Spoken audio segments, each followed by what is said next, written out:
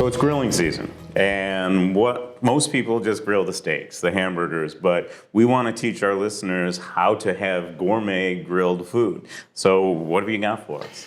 So as chefs, we think of the grill as building like depth of flavor into dishes. So maybe sometimes it's hidden. So maybe you don't necessarily see the grill lines, but you taste something that is a little bit more refined. So we use the grill year round, but obviously this is grill season. So what's great about the grill is it's healthy, it's fun, and it's something that just about everyone has. So whether maybe you don't have a convection oven at home, but chances are you either have a gas grill or even better, a charcoal grill out back. So we've got a couple dishes here which could be easily made at home, but maybe it can just give you a couple ideas on ways to utilize your outdoor living space a little bit. So the first thing we've got is what we call our grilled romaine salad. So this is something that we've been doing for many, many years. It's become a lot more popular where we're actually grilling lettuce. So what that does is, number one, it builds a little bit of depth of flavor. Plus it's kind of a little bit creative where you can kind of put on a little show for your friends. So we took some romaine and we brushed it with some olive oil, salt, and pepper, and we just grilled it lightly. Now we're serving this more of like a rustic like wedge style where you would use a fork and a knife. But also what we've done in the past is after we've grilled it, we've chopped it up and created like a nice little salad. This works well for lettuces that are a little sturdier. Romaine works well. Like radicchio would be a great one for this. We put a radicchio salad on here. So this is a take on like a BLT where the lettuce is the grilled romaine and then we've got crispy bacon and tomatoes on that. Another thing that we do here is we grill our flatbread pizzas, which is something that is, so wood fire pizza is a huge rage right now. Well, maybe you don't have a wood fire oven. I happen to have a wood fire oven at home, but maybe you don't have one. So this is a good way to build a depth of flavor in your pizzas without having an oven. So what you do is you take your dough and you par it off on the grill and it creates that like, that like it's been cooked in Naples, that like whole delicious kind of rustic wood burning pizza feel. And then you top your pizza normally and you cook it like you normally would. And that's what we got over here. We got a traditional Sicilian pizza, which is made with a house-made marinara, fresh mozzarella, and some pepperoni and cheese. So this appeals to everybody, but it's something that kind of elevates a little bit. So then there's no pizza stone under it, it's just right on the grill. It's right on the grill. Wow. So we take the dough and we put it right on the grill and we grill it off and then we put all of our ingredients on and then we melt the cheese the same way.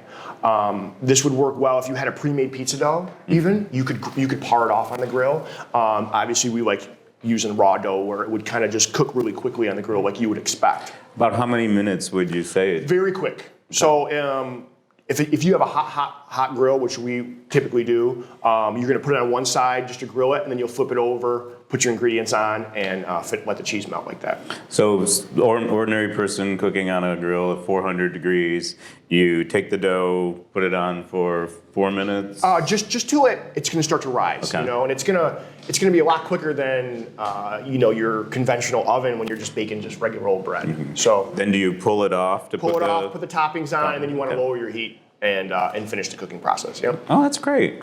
And what do we have here? So everyone steaks, right? So when you're grilling, typically it's always either hamburgers, hot dogs, steaks. So we grill our salmon here in the summer. What's nice about salmon is everyone likes salmon. It's approachable. It's also very fatty. So anything that has a large fat content would do well with a dry cooking technique. So not to get too chefy here, but a dry cooking technique would be like your grill, where you're not applying any fat to it. So it's good for a fattier fish or a fattier steak. Or if you have something that's lean, like a tenderloin or a leaner fish, you don't want to put on the grill because it's just going to dry out. So salmon grills really, really great. So we've got this dry rub on the salmon that's going to create this like caramelization. There's a little bit of sugar in it. There's a little bit of paprika, some spices, and we grill that on the grill. And what's nice about salmon is you can eat salmon undercooked.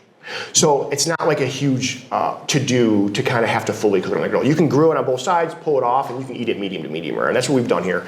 And then we also like grilling our citrus here, which we'll take a lemon and we'll throw it on the grill. It's going to release the juices. It's going to caramelize a little bit, and it's going to juice a lot better. So you can either serve it on the side, and your guests can help themselves and juice their lemon, or what we've done is we made a grilled lemon vinaigrette, which, once again, just this depth of flavor. It's not just your regular dressing. You could dress your salmon with it. You could dress your salad with it. You could put it just about anything. And then lastly, we've got asparagus that was grown right here in Orleans County. It was in the field yesterday.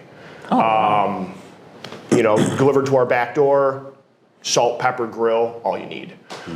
So once again, utilizing things that you wouldn't typically on the grill. I mean, we created this whole meal essentially just right on your grill outside.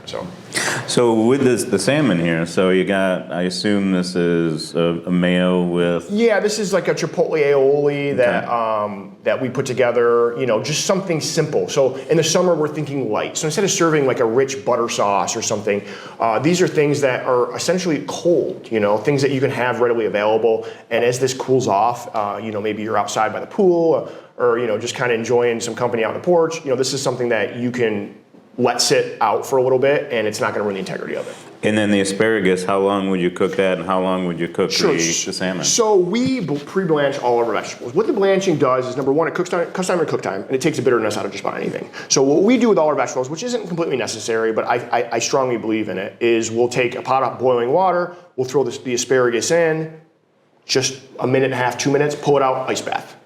And then it's cooked. So all you're doing on the grill is you're finishing it. You're developing those flavors. And it's almost like that chef magic where it's like, food's ready in just minutes. And that's what's nice about the salmon too. Salmon cooks quick.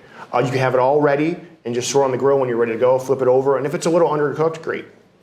Well, that chef magic is the difference between someone having a regular meal and a gourmet meal. Absolutely. Whether it's on the grill, whether it's cooking there. And I appreciate the time that you took to give our followers, the tips on this, because I know I'm going to make every one of these things in the next couple of weeks. Absolutely. Thanks again. Yeah, you're welcome.